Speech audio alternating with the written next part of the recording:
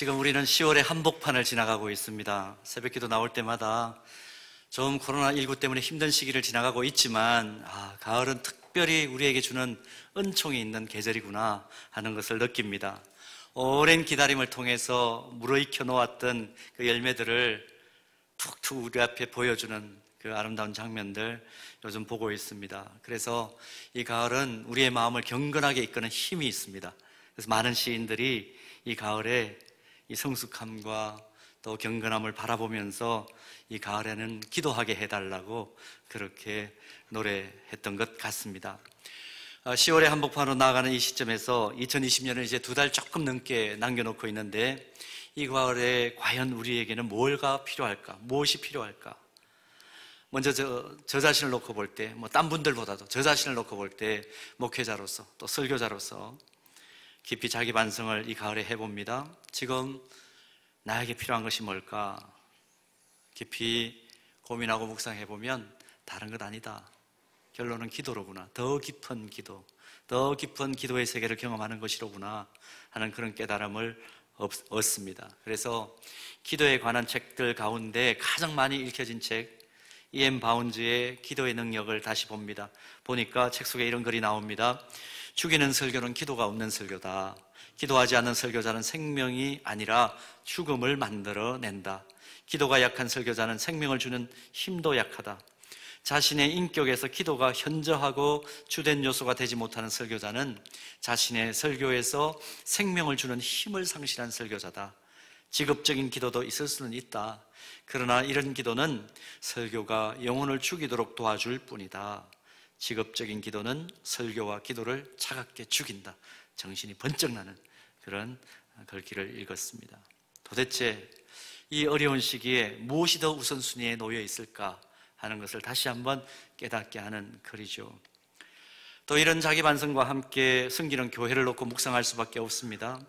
코로나19가 장기화되는 엄혹한 상황이지만 하나님을 기쁘시게 하는 교회, 성도들을 행복하게 하는 교회, 아무도 은혜의 소외지대에 있지 않았으면 좋겠다 하는 그런 바람을 가지고 지금 교회를 섬기고 있는데 지금 우리 교회에 당장 필요한 게 뭘까? 무엇이 더 가치로운 일이고 뭐에 더 무게중심을 실어야 될까 묵상을 합니다. 또 이것뿐만 아니라 어려운 상황 가운데 일터의 현장에서 하루하루 분투하며 살아가는 우리 성도들, 기쁨도 경험하겠지만 남몰래 흘리는 눈물과 상처를 안고 살아가는 성도 한 분 한 분들에게 정말 필요한 게 지금 뭘까? 범위를 좀 더 넓혀서 여러 가지 상황 때문에 지금 이리 얽히고 저리 설켜서 도무지 어디서부터 해결의 실마리를 뽑아내야 될지 모르는 사회적 상황과 혼돈스러운 이 나라의 형편들, 극심한 경제난 속에 양산되고 있는 여러 가지 어려운 현실을 내다보면서 지금 우리 그리스도인들에게 필요한 것이 뭘까? 하나님을 경험한 사람들에게 필요한 것이 뭘까? 결론은 기도밖에 없다는 것입니다. 살아있는 동안에 단 하나의 기도 제목을 빼고는 모두 응답받았다는 기도의 사람 드와이트 무디는 이런 말 합니다. 발돋움을 하고 세상을 살피는 철학자보다 골방에서 무릎을 꿇고 앉은 기도하는 사람이 더 많은 것이 궁극적인 살 길이다. 여러분, 사위가 어둡습니다. 주변이 다 어둡다고 얘기합니다. 이런 상황 속에서 궁극적으로 살 길을 내는 사람 누구일까요? 무릎을 꿇고 골방에 앉은 사람. 그 사람이 필요하다 하는 것을 오늘 우리가 공감을 합니다. 이제 오늘 본문을 보면 그 어떤 기도에 대한 설명보다도 가장 강력한 예수님께서 기도해야 될 필요성을 밝히는 말씀을 우리가 보게 됩니다. 오늘 본문 요한복음 14장 13절 14절 다시 한번 읽어봅니다. 너희가 내 이름으로 무엇을 구하든지 내가 행하리니 이는 아버지로 하여금 아들로 말미암아 영광을 받으시게 하려 함이라. 또 반복됩니다. 내 이름으로 무엇이든지 내게 구하면 내가 행하리라. 내 이름으로 무엇이든지 내게 구하면. 복음서 전체의 흐름을 놓고 보면 예수님께서 이 말씀을 하신 때는 언제이냐 하면 고통의 십자가를 지셔야만 되는 시간이 점점 다가오는 상황입니다. 바로 앞에 있는 요한복음 14장 12절 말씀 보십시오. 내가 진실로 진실로 너희에게 이르노니 나를 믿는 자는 내가 하는 일을 그도 할 것이요 또한 그보다 큰 일도 하리니 이는 내가 아버지께로 감이라.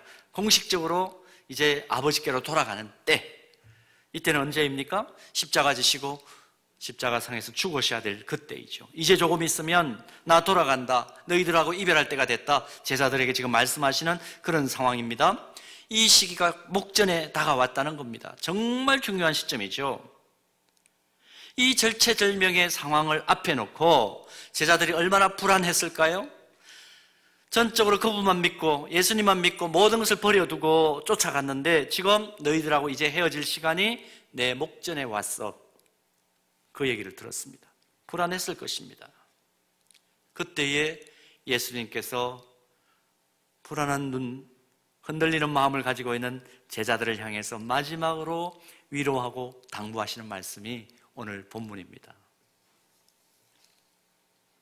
더 이상 제자들과 함께 하지도 못하고 제자들 입장에서는 예수님을 더 이상 보지 못하는 그런 상황이 곧 닥치겠지만, 그런데 주님이 이렇게 말씀해 주시는 거예요. 너희들 이렇게만 하면, 세상에서는 나를 볼 수 없지만 그러나 너희들 이렇게만 하면 언제나 절망하지 않고 담대하게 은혜의 보좌로 나아갈 수 있어. 그리고 더 나아가서는 내가 이 땅에서 행했던 그 일들보다도 너희들 내가 행하는 거 봤지? 그 얼마나 위대한 일인 거 너희들 알지? 그런데 너희들 이렇게만 하면 더 큰 일도 행할 수 있어. 비결이 뭘까요? 오늘 뭐라고 가르쳐 주셨습니까? 내 이름으로 무엇이든지 내게 구하면 내가 행하리라. 여러분, 이 말씀을 우리의 삶에 실제적으로 한번 적용시켜 보았으면 좋겠습니다. 아무리 우리의 형편이 어렵고 수많은 문제가 우리를 옥죄해도 십자가 지셔서 우리에게 새 생명을 주신 예수님께서 말씀하신 그대로 주님께 더 가까이 기도로 나아가기만 하면 너희들 다 해결돼. 그 말씀을 지금 우리에게 들려주시는 겁니다. 이제 예수님께서 직접 강조하여 말씀하신 오늘 본문을 통해서 그럼 주님께 더 가까이 나아가는 그 기도 어떻게 해야 되나요? 주님이 가르쳐 주신 이 본문의 내용을 가지고 두 가지를 살펴보기를 원합니다.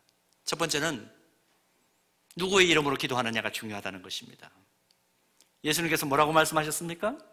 내 이름으로 그랬습니다.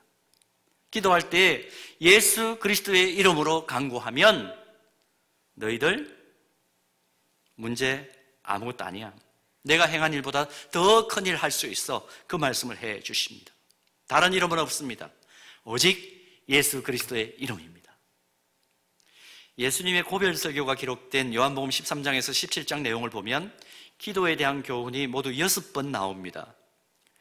근데 그 가운데 단 한 번만 제외하고 모든 구절에 예수님께서 하시는 말씀 가운데 중요한 말씀이 반복적으로 나오는 것이 뭐냐 하면 예수님의 이름으로 기도하면 응답된다는 것입니다. 반복적으로 나옵니다. 도대체 예수님의 이름으로 기도한다는 게 어떤 의미일까요? 그렇다면 예수님의 이름이 무슨 마력이 있어가지고 주문처럼 사용하면 달달 외우면 무조건 응답된다는 그런 뜻일까요? 또 어떤 내용의 기도를 드리든지 예수님의 이름을 부르면서 기도하기만 하면 그냥 자동으로 응답된다는 그런 뜻일까요? 결코 그런 의미는 아닐 것입니다. 성경이 말하는 예수님의 이름으로 기도한다는 의미는 주님, 지금 내 앞에 놓여있는 이 문제를 해결해 주실 분은 오직 예수님밖에 없습니다. 오늘 두 분이 찬양한 그대로입니다. 온 마음 다해 전심으로 하나님 앞에 예수님의 이름을 부르면서 자기 안에 있는 문제들을 주님밖에 없습니다 하고 쏟아낼 때, 그때에 예수님의 현존하심과 임재를 경험하는 상황을 맞이할 수 있다는 겁니다. 이걸 잘 밝혀주는 성경 말씀이 마태복음 18장 20절 말씀에 있습니다. 두세 사람이 내 이름으로 모인 곳에는 나도 그들 중에 있느니라. 성경에서 이름이라는 것은 독특한 위치를 차지하죠. 그 사람의 본질과 성향을 설명하는 것이 그 사람의 이름입니다. 예수님의 이름의 뜻이 무엇인가요? 자기 백성을 죄에서 구원해 내실 분, 자기 백성을 죄에서 구원할 자, 그런 뜻입니다. 본문에서 예수님의 이름으로 기도하라는 명령을 제자들이 받은 것은 예수님의 이름이 불리어지는 그곳에는 예수님께서 항상 임재하시고 현존하시겠다는 것입니다. 어떤 약속을 가지시고요? 죄에서 해방시켜 주시는. 여러분, 가장 힘든 것이 죄의 문제인데 그 죄의 문제까지 해방시켜 주시는 분이 우리가 당면하고 있는 모든 문제 해결해 주시지 않으실까요? 예수님의 이름, 저희 백성을 저희 죄에서 구원하실 그 예수님의 이름을 부르는 그 현장에는 죄에 대한 해방뿐만 아니라 죄가 해방된다면 그들이 안고 있는 나머지 문제는 별것 아니라는 그런 의미죠. 그래서 어느 신학자는 예수님의 이름을 부르는 이 상황을 이렇게 설명을 합니다. 예수님의 이름으로 기도한다는 것은 제자들이 기도할 때마다 예수님께서 이 땅에 계실 때와 똑같이 그 자리에 구체적으로 함께 존재한다는 것을 의미한다. 동시에 예수 그리스도는 삼위일체 하나님으로서 어느 곳에나 계실 수 있는 무소부재하신 분이시기 때문에 예수님의 이름으로 기도하는 그곳에는 항상 기도가 응답되고 예수님의 적극적인 도움이 주어진다는 것을 의미한다. 무슨 의미입니까? 예수님의 이름으로 기도하는 그 때와 그 장소에 예수님의 능력과 일하심이 그대로 연결된다는 것입니다. 결국 예수님의 이름으로 기도하는 사람은 예수님을 믿는 사람이기 때문에 예수님 안에서 예수님과 하나 되는 황홀한 경험을 늘 하게 되는 것이죠. 이런 사람에게 일어날 수 있는 일을 구체적으로 요한복음 15장 7절에서는 이렇게 정리해 줍니다. 너희가 내 안에 거하고 내 말이 너희 안에 거하면 무엇이든지 원하는 대로 구하라. 그리하면 이루리라.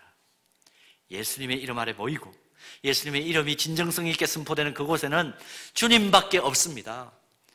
그렇게 고백하며 모이는 그곳에는 예수님과의 깊은 교제가 일어나고 그 가운데 주고받는 대화 내용이 모두 성취되고 응답되는 놀라운 일이 일어난다는 것입니다.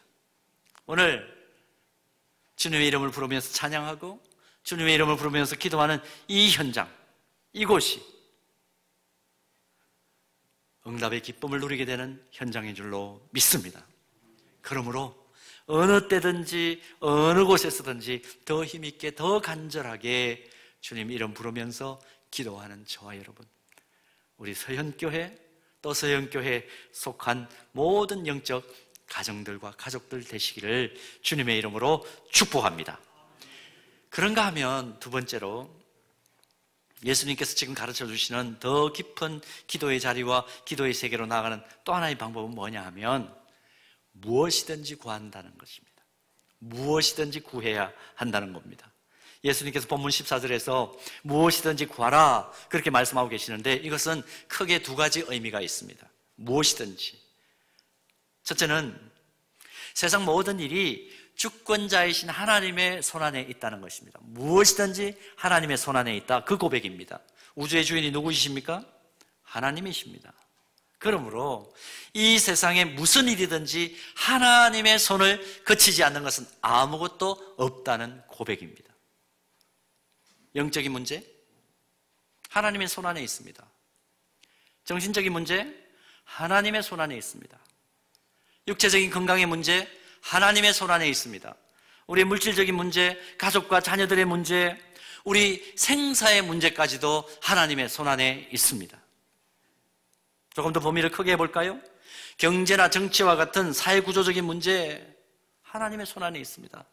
요즘 사회에 떠돌아다니는 얘기들 있지 않습니까? 아마 예수님이 와도 우리나라 부동산 문제하고 교육 문제는 해결 못할 것 같다. 그런 우스갯소리가 있습니다. 그만큼 어렵다는 얘기죠. 그러나 그것조차도 하나님의 손안에 있는 줄로 믿습니다. 그 어느 것 하나 기도와 관계되지 않은 것은 아무것도 없다는 겁니다. 그래서 우리가 이 의미를 제대로 이해할 때, 이 무엇이든지라는 의미를 제대로 이해할 때 데살로니가전서 5장 17절에 보면 사도 바울이 우리에게 뭐라고 권면합니까? 쉬지 말고 기도하라 그랬습니다. 그 권면이 비로소 이해가 되는 겁니다. 지금 예수님이 말씀하신 무엇이든지 이 기도의 범위를 생각하면 기도할 것이 너무 많아가지고 오히려 늘 기도의 시간이 부족해야 될 사람들이 우리들입니다. 자, 또 한 가지 무엇이든지 기도하라. 이 의미는 뭘까? 예수님 안에서 무엇이든지 기도하라는 의미입니다. 예수님 안에서. 내가 예수님 안에 있고 또 태초부터 요한복음 1장 1절은 뭐라고 얘기합니까? 예수님이 뭐로 계셨다 그럽니까? 말씀으로 계셨다 그럽니다. 그 말씀이신 로고스이신 예수님께서 내 안에 있는 상태에서 무엇이든지 구하면 그것은 반드시 응답된다는 것입니다. 다시 한번요. 내가 예수님 안에 있고 말씀이신 예수님께서 내 안에 거하실 때 그때 기도하는 것은 무엇이든지 응답받는다. 요한복음 15장 7절 말씀 아까 슬쩍 지나갔는데요. 다시 한번 잘 보십시오. 너희가 내 안에 거하고 내 무엇이? 말이 너희 안에 거하면 무엇이든지 원하는 대로 구하라. 그리하면 이루리라. 자, 우리의 입장에서 이 말씀을 다시 해석해 드립니다. 말씀이신 그리스도께서 내 안에 들어오면 그 말씀이 역사해서 내가 고백하는 모든 기도의 내용들이 응답받는다. 그런 의미입니다. 좀 더 쉽게 말씀드릴까요? 말씀을 부여잡고 기도하는 것입니다. 말씀을 부여잡고. 성경은 우리의 언어와 우리의 논리로 기도할 때보다 하나님 말씀에 근거해서 기도할 때 기도의 내용이 분명해지고 하나님께서 반드시 주목하시고 신속하게 응답하실 수밖에 없다 하는 것을, 왜냐? 하나님 뜻에 따라 기도할 수밖에 없는 거니까요. 그렇기 때문에 말씀을 부여잡고 기도할 때마다 하나님은 주목하시고 신속하게 응답하신다 하는 그 기적적인 사건들을 여러 곳에서 반복적으로 증언을 해줍니다. 하나의 실례만 들어볼까요? 출애굽기 32장 말씀 보면 모세가 시내산에 올라가는 이후에 드디 내려왔죠. 그 상황에서 이스라엘 백성들이 금송아지를 만듭니다. 요즘 신학적으로 금송아지 크기가 얼마나 컸을까 그 논쟁이 지금 벌어지고 있는 그런 모습들을 보는데요. 금송아지 만들어가지고 하나님께 벌을 받습니다. 이스라엘 백성들이. 이때 모세가 내려와서 이 기가 막힌 상황을 보고 하나님께 징계하시는 그 모습을 보면서 하나님의 자녀들 이스라엘 백성들 멸망시키지 말아달라고 하나님 앞에 간절하게 용서를 간구하죠. 그 내용이 출애굽기 32장 11절에서 13절 기도의 내용으로 나타납니다. 그런데 범죄한 이스라엘 백성들을 용서해달라고 기도하는 이 모세의 기도 내용 속에 아주 독특한 내용이 들어있습니다. 뭐냐 하면 출애굽기 32장 13절 말씀 보면 무슨 내용이 들어있느냐 하면 하나님께서 일찍이 우리들의 조상인 아브라함과 이삭과 야곱에게 하나님께서 해주신 약속이 있지 않습니까? 이 내용으로 모세가 기도하는 내용입니다. 여러분 32장 13절 말씀 한번 보십시오. 주의 종 아브라함과 이삭과 이스라엘을 기억하소서. 주께서 그들을 위하여 주를 가리켜 맹세하여 이르기를 내가 너희의 자손을 하늘의 별처럼 많게 하고 내가 허락한 이 온 땅을 너희의 자손에게 주어 영원한 기업이 되게 하리라 하셨나이다. 무슨 얘기입니까? 이 얘기죠. 하나님의 자녀로 불러주신 이스라엘 백성들 하나님께서 하늘의 별처럼 많게 하시겠다고 이미 약속하셨잖아요. 그리고 약속의 땅으로 반드시 들어가게 해 주시겠다고 직접 맹세까지 하셨잖아요. 그런데 이게 뭡니까? 이게 하나님께서 가지신 계획의 전부이십니까? 과감하게 지금 모세는 하나님을 향해 도전적인 기도를 드립니다. 감히 어떻게 이런 기도를 드릴 수 있을까요? 그런데 하나님께서 해주신 분명한 약속의 컨텐츠가 있으니까, 내용이 있으니까 그거 붙들고 지금 기도하는 것이죠. 신기한 것은 출애굽기 32장 14절 말씀입니다. 여기를 보면 이 기도를 들으신 하나님께서 바로 분노를 누그러뜨리시고 모세의 기도에 응답하시는 내용이 나옵니다. 보십시오. 여호와께서 뜻을 돌이키사 말씀하신 화를 그 백성에게 내리지 아니하시니라. 아멘. 13절과 14절 사이에 시간의 간격이 얼마나 있을까? 이건 뭐 신학적으로 논쟁하기도 합니다만은, 근데 기록이 없으니까 제가 보기에는 생각할 필요가 없을 것 같아요. 즉각적인 응답을 하셨을 것으로 봅니다. 많은 성경학자들이 그 부분에 대해서 동의합니다. 여러분, 신속한 기도의 응답을 받고 싶으십니까? 무엇이든지 기도하는 대로 응답받고 싶으신가요? 비결이 있습니다. 딴 데 있는 건 아니에요. 하나님께서 약속해 주신 말씀을 부여잡고 기도하는 것입니다. 말씀을 붙들고 기도하는 겁니다. 그 말씀은 설교 중에 은혜 받은 말씀일 수도 있습니다. 또 성경 통독이나 성경 필사 중에 깨달은 말씀일 수도 있죠. 지금 우리가 진행하고 있는 찡큐티를 가지고 매일 말씀을 묵상하다가 붙잡은 말씀일 수도 있습니다. 중요한 것은 뭐예요? 어쨌든 말씀을 많이 보셔야 된다는 겁니다. 기록된 하나님의 말씀이 내 안에 녹아있고 그 말씀을 근거로 기도하면 무엇을 기도하든지 신속하게 응답받을 수 있다. 여러분, 그렇기 때문에 매일 말씀 묵상을 그렇게 건강한 교회들에서는 강조하는 것입니다. 한번 여쭤보겠습니다. 여러분, 기도의 능력을 믿습니까? 확실하게 대답하십시오. 기도의 능력을 믿습니까? 그러면 기도하시는 분입니까? 조금 작아졌죠.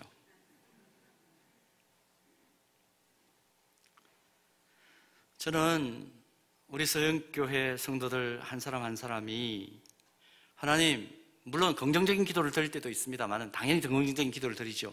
때때로 이렇게 기도할 때가 있습니다. 하나님, 우리 서영교회 영적인 가족들 단 한 사람도 이런 사람 되지 않도록 인도해 주옵소서 하고 두 가지를 항상 기도합니다. 첫째는 뭐냐면, 하나님, 우리 교회 우리 서현교회 사랑하는 성도들 명목상의 그리스도인 되지 않게 해 주십시오.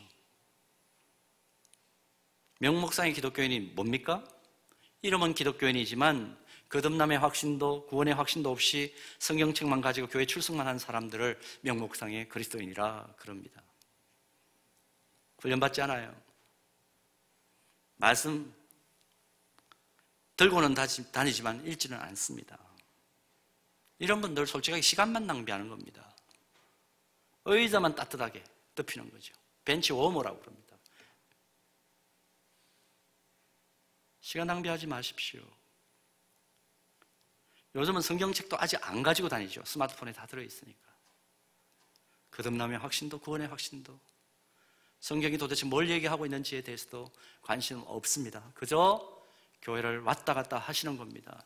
썬데이 크리스찬으로 있는 겁니다. 썬데이가 제가 제자훈련을 할 때마다 그런 얘기 농담으로 많이 해요. 썬데이 크리스찬은 아마 조금 있으면 펀데이 크리스찬으로 바뀔 것이다. 펀데이 크리스찬은 결국은 주일을 신데이로 바꿀 것이다. 여러분, 명목상의 그리스도인은 안 됩니다. 또 하나 기도하는 것은 뭐냐 하면, 하나님, 미성숙한 그리스도인들 되지 않게 해주십시오. 구원은 받았지만 영적으로 자라지 못하는 그런 상태에 있지 않도록 하나님께서 계속해서 그 영혼의 동기부여를 해주시기를 소원합니다. 여러분, 구원의 은혜는 느꼈어요. 구원의 은혜는 경험해요. 그러나 하나님의 은혜가 구원의 은혜 정도밖에 없다. 그것도 뭐 상상할 수 없는 은혜죠. 그러나 그 이상의 또 큰 은혜, 풍성한 은혜를 가지고 계시는 하나님의 그 은혜의 깊은 세계를 경험하지 못하고 사는 것만큼 불행한 일은 없습니다. 머리로는 알아요. 지성적으로 너무 잘 알죠. 주님의 이름으로 기도하면 하나님께서 응답해 주시고 하나님께서 붙들어 주신다, 인도해 주신다 알죠. 지성적으로는 잘 알지만 그러나 기도의 깊은 세계를 경험하기 위하여 정작 무릎은 꿇지 않는 그리스도인. 베드로전서 2장 2절 말씀 한번 볼까요? 사도 베드로의 권면을 한번 들어보십시오. 갓난아기들 같이 순전하고 신령한 젖을 어떻게 하라고요? 사모하라 그랬습니다. 사모하라 그랬습니다. 간절하게 갈구하라는 것이요. 이는 그로 말미암아 너희로 구원에 이르도록 자라게 하려 함이라. 사랑하는 여러분, 우리가 구원받은 그리스도인들이라면 반드시 더 깊고 큰 은혜를 사모할 줄 알아야 합니다. 구원은 가장 근본적이고도 중요한 은혜예요. 그건 우리에게 있을 수 있어요. 그러나 이 구원의 은혜를 뛰어넘는 상상할 수 없는 은혜, 정말 복음의 능력으로 하나님께 영광을 올려드리는 하나님의 사람, 하나님의 교회, 나를 잠잠히 지켜보시면서 풍성한 은혜를 주시기 위하여 항상 나를 지켜보고 계시는 그 하나님의 은혜를 경험하는 것, 그것 필요합니다. 구원의 은혜를 뛰어넘는 그 이상의 은혜, 사모할 줄 알아야 된다는 것입니다. 건강한 사람에게는 항상 식욕이 있죠. 식욕이 있죠. 마찬가지입니다. 건강한 그리스도인에게는 언제나 은혜를 향한 타는 목마름이 있습니다. 갈증이 있습니다. 갈망이 있고 영적 식욕이 있습니다. 목마름과 배고픔이 있습니다. 나는 더 이상의 은혜도 필요 없고 그래서 더 큰 은혜를 사모하지도 않아. 뭐 내일 특세 해봐야, 특별 새벽기도 해봐야 또 매년 내년에 또 올 건데 뭐 그때 하지. 좋아요. 그렇게 해보세요. 해보십시오. 그렇게. 나와는 상관없어. 여러분, 냉정하게 말씀드릴까요? 영혼이 병든 증거입니다. 은혜 사모하지 않아요? 영혼이 병든 증거입니다. 마치 병든 사람이 식욕을 상실하듯이 영적 건강을 상실하면 은혜 사모하는 간절함이 없어집니다. 그 결과는 우리의 영혼이 어떻게 될까요? 쩍쩍 갈라져가지고 웬만큼 은혜가 부어져도 다 그냥 소진되어 버리고 흘러나가 버리는, 그래서 탈진할 수밖에 없는 자리에 이를 수 있다는 것 꼭 기억하셔야 합니다. 생명의 강이 흐를 수 있도록 은혜를 갈망하십시오. 교회가 영적인 여러 가지 사역들을 진행할 때는 그것은 영적인 라이프 사이클을 염두에 두고 그 사역을 진행하는 것입니다. 그냥 진행하는 것이 아니에요. 계속해서 교회가 영적인 어떻게 하면 선순환이 일어나서 하나님 앞에 더 가까이 나아갈 수 있을까? 은혜의 그 큰 깊이를 가지고 어떻게 하면 하나님께서 기뻐하시는 개인과 공동체로 설 수 있을까를 생각하면서 사역을 진행하는 것입니다. 여러분, 이 은혜의 통로가 우리에게 보여질 때 거부하지 않는 영적인 예민함을 가질 수 있기를 축복합니다. 히브리서 4장 16절 말씀 여러분 보십시오. 그러므로 우리는 긍휼하심을 받고 때를 따라 돕는 은혜를 얻기 위하여 은혜의 보좌 앞에 담대히 나아갈 것이니라. 늘 주님 앞에 서기에 부족한 존재가 우리들이지만 하나님께서 은혜의 때를 허락하셨을 때에, 그때에 우리가 나아갈 때 풍족한 은혜를 경험할 수 있다는 것입니다. 그러므로 일상 가운데 기도 응답의 기쁨을 늘 체험하면서 영적으로 자라가기를 소원하는 저와 여러분 되기를 소원합니다. 2020년 코로나19의 광기가 우리를 뒤덮고 있는 이 가을입니다.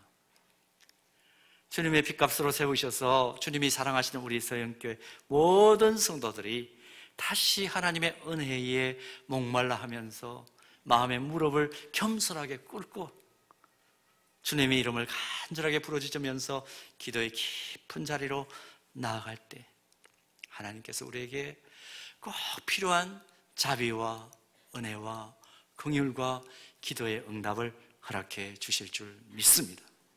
특별히 오랜 시간 기도해왔던 새생명 초청주의를 앞두고 있습니다. 내일부터 새벽마다 우리 함께 기도할 것입니다. 그 영혼들 위하여 계속해서 기도할 것입니다. 여러분, 새벽기도 마음을 모아주십시오. 지금까지 좀 하기 힘드셨지만 여러분, 목회자가 잘 되려고 기도하자고 하는 것 아닙니다. 여러분들 은혜 속에 살아가기를 소원하기 때문에 간절히 요청을 드리는 것입니다. 거꾸로 생각하지 마십시오.